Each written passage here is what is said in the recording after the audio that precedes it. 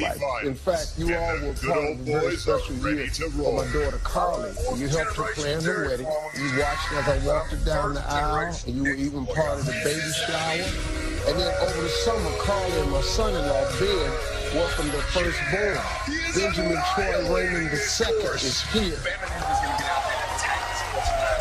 He's in the building. So what's crazy is 2 years ago, Marjorie and I had no grandkids. We now have 4. We went from nobody to damn, it's everybody. And little BJ is in the building. I call him Buddha.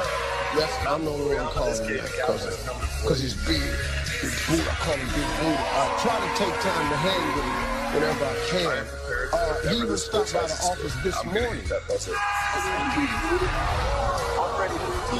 This is me and Big Buddha. Yeah! Big Buddha in the building. See, and I make him laugh all the time. Because he knows me. He's going to be the grandson that's going to call me what I want to be called. He's going to be the one. My granddaughters, they ruled it out, but he will grow up and he will call me Big Pimp.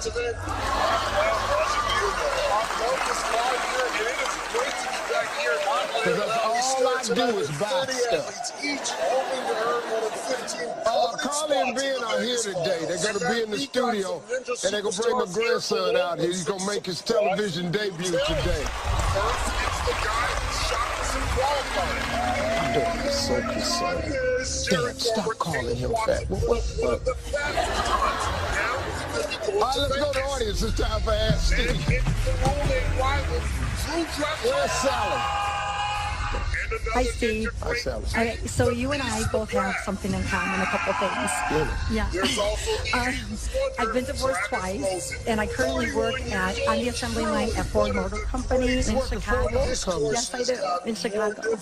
So I love my job, but you know, sometimes when you're on the line, you fall behind and you get in that hole. So how do I step up my game working in the assembly line? Oh, you can't keep up. I want an assembly game. Yeah, I want to. You hustle. Okay, yeah, I hustle. Do you work on motors or you put on parts? No, I do the gas bill and the AC hookups. Okay, so when the motor comes by, it's hanging in the air. It's hanging in the air. Okay, so you can go between it. Yeah, I have to go in between. I did that. Yeah. Okay, so you got to get rhythm. Yeah. You don't have the right rhythm. I don't? No. You working yourself to death. Okay. Now, how many seconds before the next engine comes? 54 seconds? Yeah. You got all damn day? No. 54 seconds. You know what I mean? The engine came by every 18 seconds. You got 54 seconds. Yeah. What do you do first? Do you hook up the hoses or Yeah, you I put do the gas. I do the gas first and then get the AC. Okay, so cool. Here it is. You got 54 seconds. Yes. You get a tick in your clock. This is the key to assembly line work. You know when the engine comes, you got 54 seconds. So you just want to have a clock in your head. Okay, I'll tell you what, let's slow that tick down just a little bit.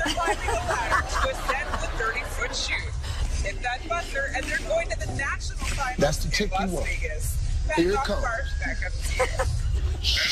Insiders looking at Atlanta's core secrets. Check out the NBC digital exclusive Crash Equal Course at Facebook.com/NBC Ninja Warrior. And we're going to start things off with a guy who looks like he walked right off the page of a flower calendar. American muscle is Eddie Stewart. He's from Hueytown, Alabama. Now, Hueytown is not a big city. I think the average residents are that's a full picture right there. Oh, come on. You're going to make your pen bounce. You're going to make your pen bounce. You better start bouncing here on the floating fence. This bottom line is solid 200 pounds. It's a big body to get through this course.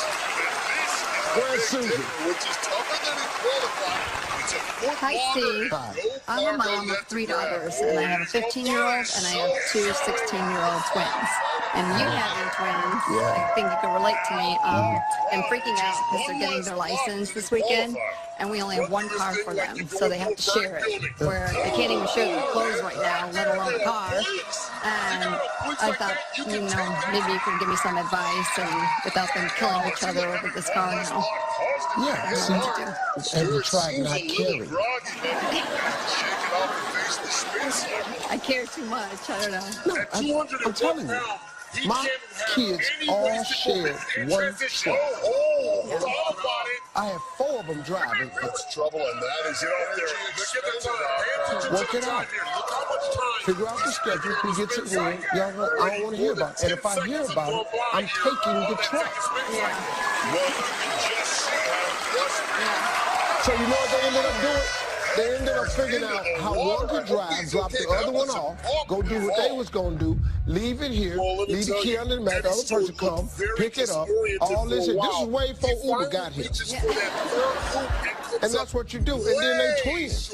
How they can't share? Like I told Brandon Carly all the time, you share the room together. What the hell, you can't work out what you going to wear? Hey, folks, we'll be right back. After the break, Steve's daughter Carly is back with updates on married. We'll see.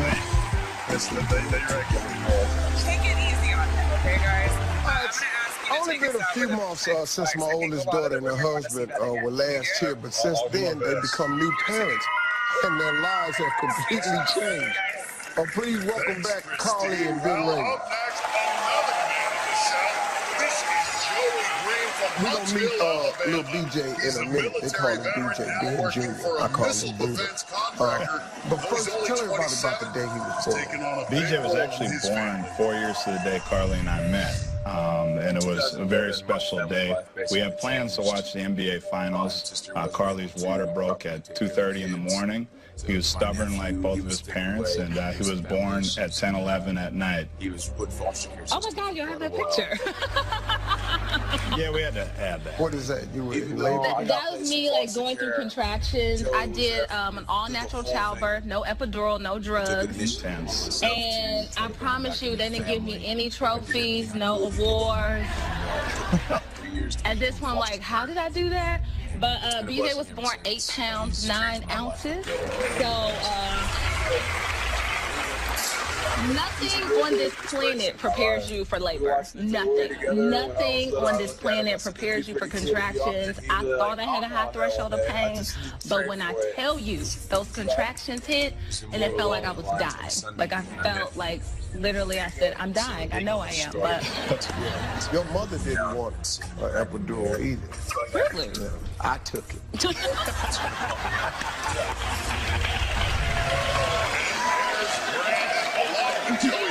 I was in there, man. They said, Mr. Harvey, are you aware of what that is? I don't give a damn what it is. Man, just let me have something. Just let me have something. What was your first night at home with the baby? What was that like? So when I got home, literally it's a shock, and that's what they don't tell you. So when I got home, I literally sat on the bed and cried. So I was like, oh my God, where's the nurse? No one's here.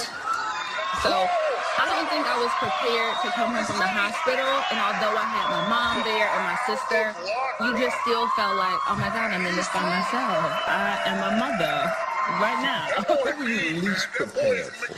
The poop attacks, it's like a sneak attack that he does. Our first day out, we said, oh, we're going to Barnes & Noble, and we were about to leave. We're like, oh, we're going to the car.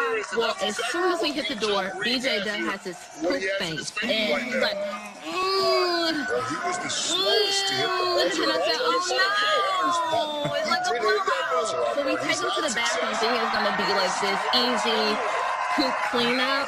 No, it was all up his back. It was all coming out the diaper. It was everywhere. We had to be That's stuff I'd be proud of. That's my boy right there. All up out the back, out the showers. Let him have it. Seriously, if my mom wasn't there, I would have wrapped the boy up in paper towels and put him in his car seat and just been done with it. But he was literally butt naked in the Barnes & Noble's bathroom trying to like wash him off at the thing. I was like, why would you do this? You ain't seen nothing yet. Yeah. When his ass started eating table food. I changed little Rose's diaper. She was over at the house. And I forgot she started eating table food. I was looking at that damn diaper and I went, oh, Lord. Oh, Father God. I thought a man had just wiped himself with her diaper and put it on her. The baby's not the only thing keeping y'all busy. What else? Well, once we found out Carly and I were expecting, and all the family that lives in Atlanta, we were living in Dallas, and just for him to be around his cousins, his grandparents, his uncles and aunties, I just felt that it was the most special thing to do. So I didn't want to tell her right away because I was afraid trying to move a business to one city to another, but it's all worked out and we're transitioning to Atlanta as we speak.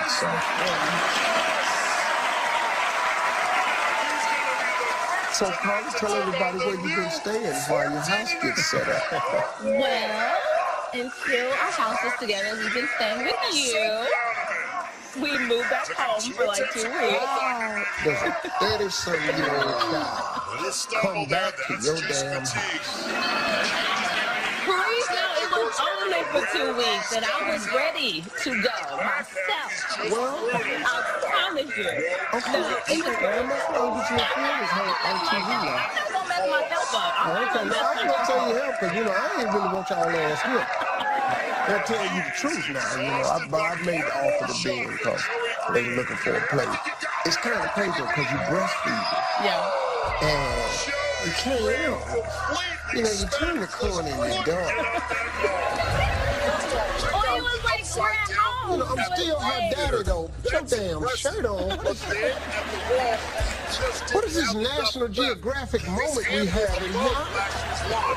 She was in there by herself, and then I walked in and surprised her. She didn't even see me. I walked in and so I didn't know that you left milk at the house.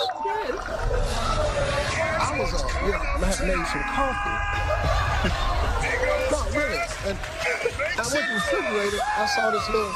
I said, well, that was some milk right there. It was in a little thing, and I picked it up. Margie said, what you getting ready to do? I said, I don't see no cream. Put a little milk in it. She said, do you know what that is? He is annihilating this course. Skim milk? See, that's your daughter's breast milk. I damn near threw up. If I put that in that coffee, man. It would have been good. You would have liked it. It's not like a sweet. I'm your damn daddy. How that would have been good?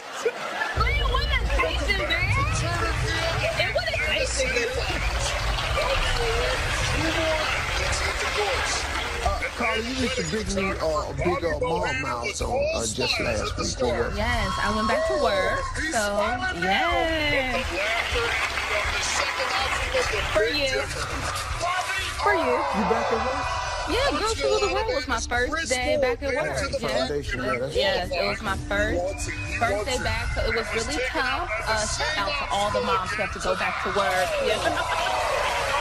Because, I mean, it's very difficult to leave your baby, and camp is like 2 hours away from Atlanta. So to be away for 2 nights, I was FaceTiming my mom like, how's my baby? She's like, you do realize I raised you, your sister, and your brother, and you made it out okay. He is fine. But, I mean, it's tough. It's tough. And moms make a big sacrifice to go back to work for their families. Wow. So. Carly had her first weekend without BJ.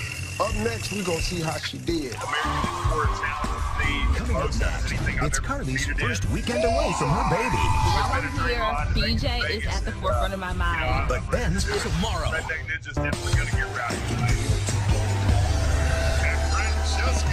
Hey, before the break, my daughter Carly told us how nerve-wracking it was to go back to work, leaving being in charge of the newborn. Well, I didn't know this, but we sent cameras to follow everything that happened. Let's check this out. It's been a crazy summer. BJ arrived June 16th, and things have been flying since. We finally just moved here to Atlanta, so we've been in boxes, flying back and forth, trying to close a business, open a business. It's just been really, really crazy. BJ's everything to us, so he puts a smile on your face. His grandpa's schedule is pretty busy, hectic, but we decided to surprise him. We came to Family Feud studio a day early. He was coming out of the dressing room. All of a sudden, Carly hands BJ, and I mean, he just broke down, and it was a special feeling. Well, Carly does so much for our family. She's the love of my life and the mother of our most precious gift we've ever gotten. And she's juggling so many things right now. We have a mentoring camp, Girls Who Rule the World. So you know Carly, she's hosting. She's going to be transforming a lot of lives this weekend. Welcome to the Steve and Marjorie Harvey Foundation Girls Who Rule the World weekend. Just having a baby 3 months ago, this is my first work event. While I'm here, BJ is at the forefront of my mind. I have a great husband who is like a hand-on dad. You know, I really cherish those moments when I see Ben with little Ben. It makes my heart smile because he's such a great dad. You know, when he goes, BJ, Daddy loves you. You know, those are those moments that, you know, they're priceless. I had an idea. I wanted to do something nice for Carly, and she's working this weekend, so you know me and surprises. I have an idea that we're going to try and make over the living room. Looking forward to welcome her back from work this weekend to a real nice living room surprise. I want to help Ben surprise Carly by making this room, transforming this room into a really cool space that will just sort of kickstart the rest of this new experience for them in this new townhome. Tell me a little bit about why we're doing this. Well, life is completely chaotic right now. We just moved into Atlanta. We're coming on our 1-year anniversary, and I just want to do something special for Carly and now BJ. Ben and Carly are on the move. A young, hip couple. They have a brand new baby boy. They got a lot going on. The main thing I want to see in this living room area is it be about us as a family. So, you know Carly, you know she loves gold, she loves mine, she loves sheep. All I'm asking for is a TV and a couch I can sit on. That's it. I've got 48 hours to make this happen, so it's going to be a bit of a challenge, but I know that we can do this. I got all the faith in the world. The new house in Atlanta is coming. We just moved in, so it has just been quite the process. Yeah, I said it'll come together one day. It'll be fine. Don't worry, 72 hours won't make a big difference. The opportunity to come here and surprise Carly with this is incredible. One of the best parts about this is we've got such an amazing team here in Atlanta, and I can't believe that we're only 4 hours into this. Painting is almost completely done on this entire space. It's a little hectic, but you know what? We're all going to pull together and make it happen.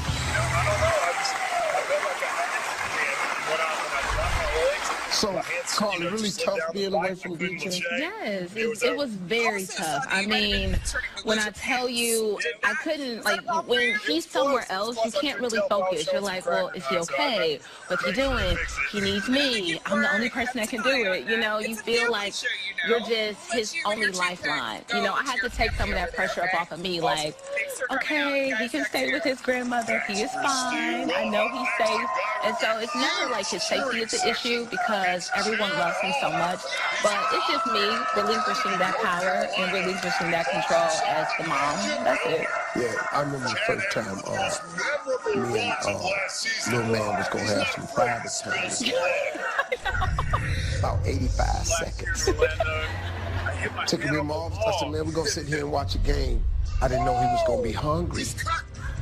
And so he's laying right here, and all of a sudden I saw him going. Hey, man, what the hell? Where we going with this, boy? You saw Ben was playing Super Dad and Super Husband, playing a big surprise for Carly. See how it all turned out. We're going to get that living room straight for Mama, huh? And BJ is the greatest gift that Carly and I could ever imagine. I mean, he's so precious, he's so alert, he smiles all the time. And, you know, people say time flies by, but it really does. I mean, he's already 13 weeks, and it feels like yesterday he came into our lives. we're now at the point where it's all about getting into the space, really figuring out how we want to do furniture placement. It is all coming together. All right, BJ. We got a few finishing touches here. Come on, Mom, that's this, man. You getting so big, it's kind of hard to do this one arm, bro. Version of the Big Dipper. Oh, Chad, gonna hold your skills here on the I have been on FaceTime with Ben and Baby, but we haven't been Ben, Carly, and the Baby this weekend. So once I go back home, it's like I'm back in mommy mode. I'm looking forward to it, actually. After a really crazy 48 hours of trying to get everything that we needed for this room, I am so excited for Carly to come see this space. And I think she is going to love us. Yeah, we almost there. These are the last two pieces. Perfect. Kevin and I worked real hard in this room. I like it. DJ likes it. Let's see if Carly likes it. A lot of people get hung up on the space. Hey, you look lovely. How'd it come from? Good? Shut your eyes. 2 more steps, no peeking. Look at how much time, because that's going to be a direct correlation of the success of the back end of the world.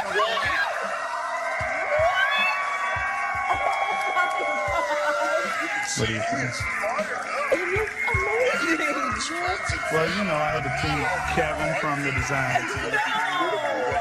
The last 48 hours, this guy and myself came in and did all of this for you.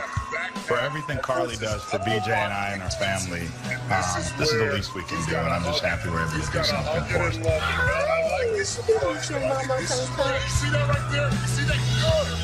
I love it. It looks pretty. This is amazing because it showcases our family. You know, Carly, you do everything for us. I know you were stressed trying to put the house together. I just wanted to show a token of my appreciation for you. This is more than I could have imagined. I'm so grateful. Oh my gosh, thank you.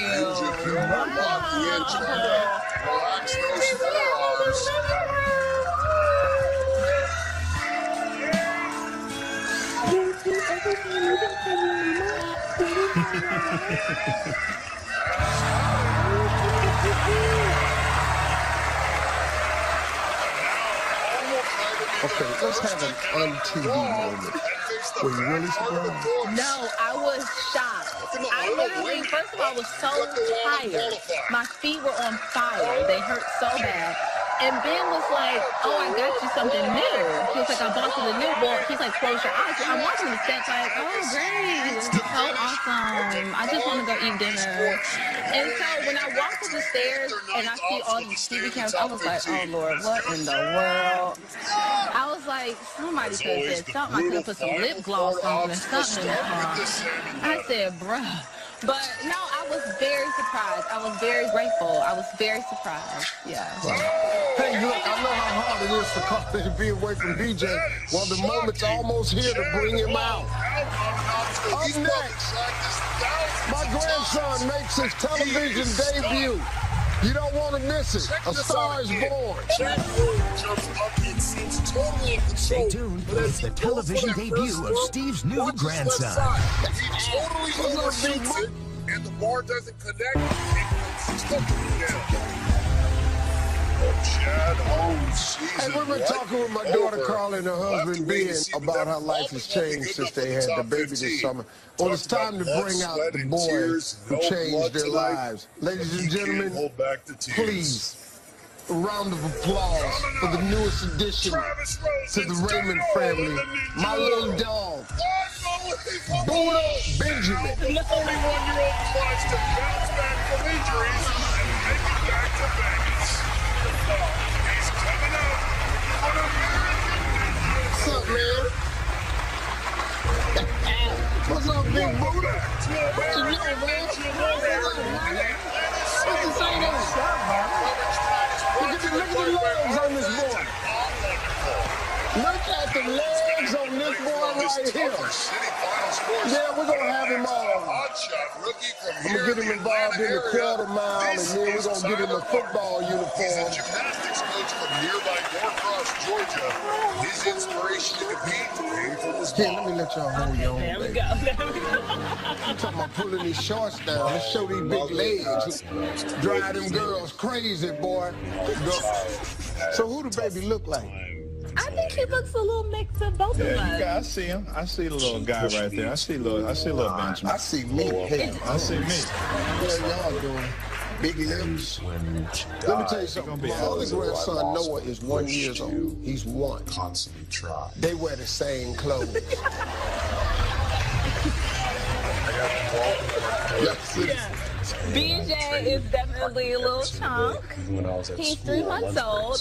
Let's see, when he was born, he was 8 pounds, 9 ounces.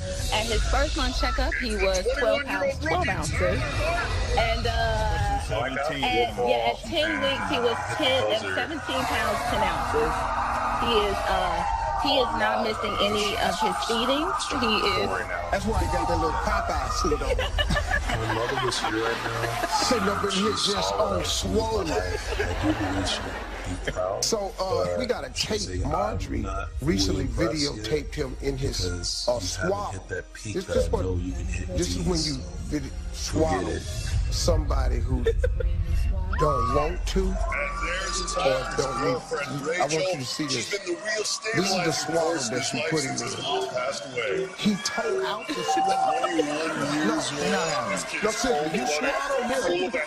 His little ass did like this here and tore the damn swallow. That's what I went in and said. We're gonna be playing ball. You know, it's really this is a blessing for me because it allows me to, you know, let you all see what it's been like. Having to take care of someone else with your every waking moment and every dollar. And it's been a pleasure. I think y'all gonna be fine though. You did a good job, man. So, man. Hey, folks, I want to say thanks to Carly and Biz for sharing this moment and for bringing my grandson out here and letting me be his granddaddy. Big Pimpin' is in the building. We'll be right back. Morning to the girlfriend. Steven Buddha? Give me something. Don't be blinking like I'm talking. Content of this advertising. Quickly up the first point. Nearly every day, you know, folks, I come across a viral story of people going to extremes in the name of human kindness. I posted a lot of them on my social media. Today we're meeting folks behind some of the best ones. You may have seen my next guest. She went all out to make sure that her son didn't feel left out at school. Not only did her story get shared on social media thousands of times, it was picked up by media nationwide. Please welcome Yvette and her 12-year-old son, Elijah.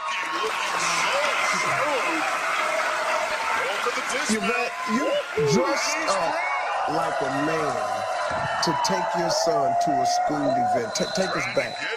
Well, actually, that morning when we drive to school, I wasn't even dressed already. We got there and seen several cars in the parking lot.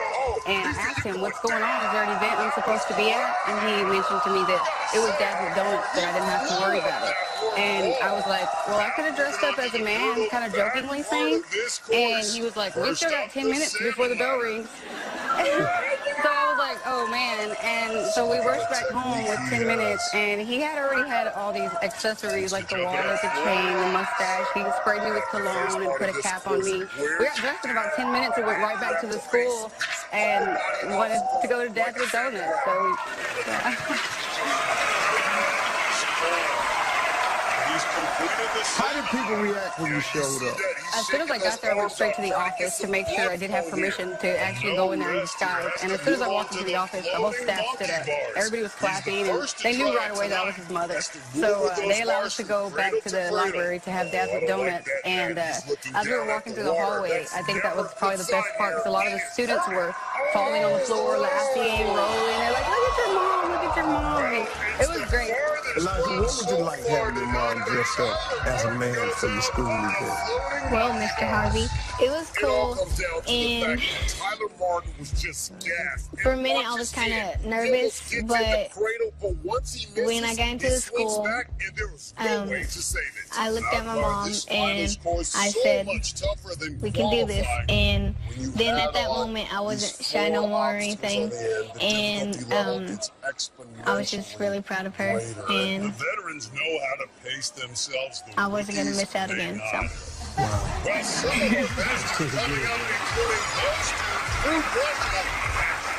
You read the story with Bible. What reaction have you gotten from this? Well, it was crazy. I only had originally 300 friends. I didn't think it was going to go past that. But by the time he got home from school, it was already viral. So most of the reactions very positive. A lot of people saying really nice things, single parents everywhere. I've even been proposed to a few times.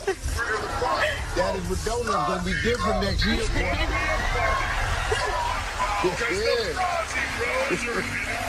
Some fathers seemed a little bothered, but I never wanted to take anything away from fathers or that moment.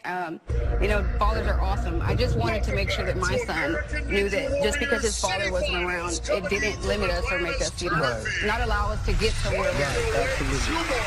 I think what you did was great. You know what, Elijah? You got a pretty good mom, man. Yeah. She's pretty fly, too. Hey, folks, stick around. We got another one of my favorite viral stories when we come back. I'm back with Yvette and her son Elijah, and we're moving into another one of my favorite viral stories. This one is a teenager who came from nothing and then made headlines after the prom dresses he designed for his date went viral. Please welcome Jamel. How you doing, man? Can I tell you something, man, before we start this interview? I'm gonna need them shoes. Yes, sir. They have my undivided attention. How'd you get into fashion? Well, growing up, Mr. Harvey, life was never easy for me, and eventually times got hard. Me and my mother had to move into the homeless shelter. So basically, after that experience, I said I never want to wind up like that again. So I said, let me use that as a token, as basically to better my life rather than, you know, fall downhill. And from that experience, leading up into my freshman year of high school, I met a friend, and she was a fashion designer. So basically, off of seeing her ideas and whatnot at the age of 14, I'm like, wow, that kind of motivated me. So I began painting shoes and painting jackets and hand sewing things. And then my cousin eventually invested in buying me a sewing machine at the age of 15, and I self-taught myself how to sew. And that's basically when I kick-started my business, Co-Cut. Oh, okay, that's pretty good. Yes, so sir. then you started designing prom dresses. Yes, sir. Well, this past season, I did a total of 20 prom dresses within a month and 3 weeks while I was still in high school. And during those 20 prom dresses, one of them stood out to everyone. It was around the first one that I did, which was for my prom day autumn. It was Coming to America inspired. I basically recreated the Go Coming to America dress for my prom day. And we had a matching blazer. Yes, sir. How much does a Jamel Levon, that's the name of it? Jamel Levon, yes, sir. Jamel Levon. Yes, How much sir. does a Jamel Levon prom dress cost? Well, Jamel Levon prom dress cost between $700 and $1,000. You would really be surprised at the demand for prom dresses. Right now, I have like over 50 emails of people wanting my designs for next year's prom. So I'll be starting prom 2017 in this coming November. Wow. Yes, sir. So you got orders? Yeah, over 50 so far, and prom doesn't. That's close to 50 grand.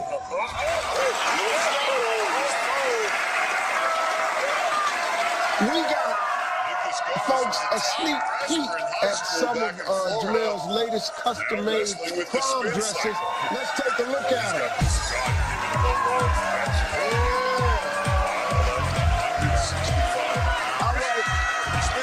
Jamel, tell us a little bit about these looks. All right, well, model number one is Tiffany. Tiffany is wearing a modern-day Cinderella princess dress. As you see, it's like blinging up, and it gives you that, you know, princess feel, but also modern at the same time. Model number two is Camara. Camara is wearing a mermaid dress. If you see her train, it makes you feel like she's about to jump into the ocean and swim. And then model number three is Ramona. Ramona is wearing a Renaissance-inspired floral dress with floral detail top that I like hand stitched in. mobility has been greatly decreased. Let me ask you, what does the future hold for your brand? Well, currently I'm a freshman at Clark University, and Clark Atlanta, yes sir. Okay. And you know, I'm working out of my dorm, which is kind of like a tough situation right now because I'm sharing it with another person. So I'm like packaging orders one morning, then in the evening I'm making a big old dress while sharing it with someone else. But I'm not gonna let that stop me basically making my dreams come true. In the future, I want to have my prom dresses mass produced for one. I want to have Cold Cut by Jamel Yvonne stores all around America, you know, for people to shop at. And then for three, I want a Jamel Yvonne School for Fashion given into Columbus, Ohio, basically. So basically where, thank you. Where young people my age from my city basically who may be inspired by me have a place to go to learn how to sew basically, which I didn't really have, but you know, I found a way, I made a way. Yes, sir. Wow. I love this story. I love both of them. I mean, you know, a mom does this for her son so he don't feel left out, right? What an incredible story. Then a kid decides, look, I'm not going back to a homeless shelter again. I'm going to take this gift I got. I'm going to make these dresses. I think that's a great thing. Jamel and Yvette, I got to tell you, both of your stories are really moving. So we got something special for you today. I'm a spokesperson for a company called Green Dot. I've been with them for a while. They've heard how hard you both have been working. So we want to give each one of you $5,000. Right now, today, you each get $5,000 payday bonus on a Green Dot reloadable prepaid card. Jamel, this is to help you pay for your education and pursue your business and fashion. Thank you so much. Okay? And just, you know what, I'm giving you the $5,000 because you just an out-of-sight mom. You know what I mean? That's all to it, period. Thanks to everybody. For more info on Jamel's clothing and Green Dot, hit up SteveHarveyTV.com. We'll be right back. We're on Steve.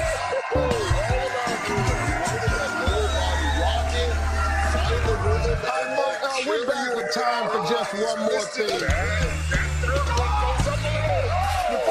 You heard some remarkable stories that's been going viral. We've got another one. It begins with the mom trying to calm her baby on a plane. Please welcome that mom, Monica. So, Monica, tell me about your recent travel experience. So my husband and I, my two sons, LJ and Luke, went to Minneapolis for Labor Day, a weekend. I had to be back a day early because I'm a teacher. And we decided I was going to fly with Luke, and my husband would come the next day. So I sat down, and I was hoping whoever sat next to me would be understanding. Thank goodness that he was. He came and sat next to me, and right away he just kind of took to Luke and was playing with him and everything like that. But it was a long flight, so about halfway through the flight, he was ready for a nap. So I began to, you know, try to comfort him and have him go to sleep on me. But, you know, as you can see, I'm 5 months pregnant. He was just not getting comfortable. I started walking with him down the aisle, and it still wasn't quite working. So I went back to my seat, and then the gentleman decided to help out. What did he do? Well, he asked me if he could walk with Luke up and down the aisle, and I said, sure. And I was just relieved, you know, that someone would be so kind. But he walked up and down the aisle with Luke until Luke fell asleep. I gave him a thumbs up, and, you know, he came and sat down, and he held Luke for the rest of the flight. I know. I was so relieved. This year in Atlanta. Have you seen this man since your flight? I have not. I haven't gotten any of his contact information, but I would love to say thank you to him. Well, we tracked the guy down. No.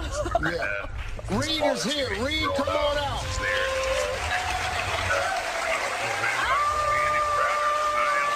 How you doing, man?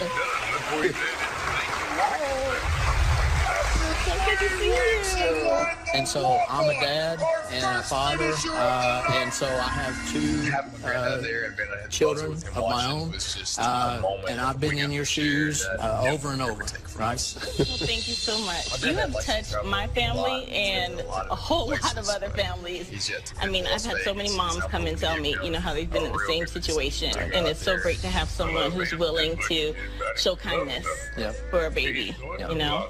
So thank you so much. Got it. I appreciate it. You know, hey, folks, this is really what our country is supposed to be. This is really how we're supposed to be towards one another. And on a personal note, this is really the way God intended for it to be. Anything else, anybody talking about anything else, anybody proposing anything else, anybody that don't get it, man, they're not the right person, man. Now, this is what it's all about. I want to say thanks to Reed, man. Great. Just being a great guy, man. Thank you very much. Thank you to Monica and to all my guests this hour. Check me out on Twitter. I'm Steve Harvey. We'll see you next